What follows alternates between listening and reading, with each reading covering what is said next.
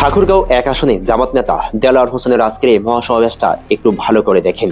কি অবাক হয়ে গেছেন? এত মানুষ কোথায় থেকে আসলো? অবাক হওয়ার কিছু নাই।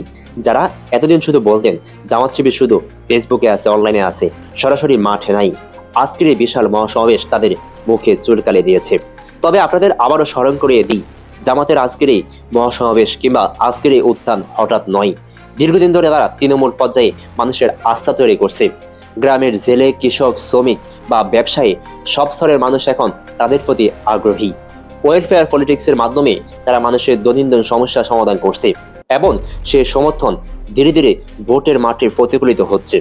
আজকের এই মহাসমাবেশের সবচেয়ে বড় বার্তা হলো, যারা বলতেন জামাত শুধু ফেসবুকের সংগঠন, মাঠে কোনো লোক নেই, তারা এখন চোখে আঙ্গুল দিয়ে বাস্তবতা দেখছেন।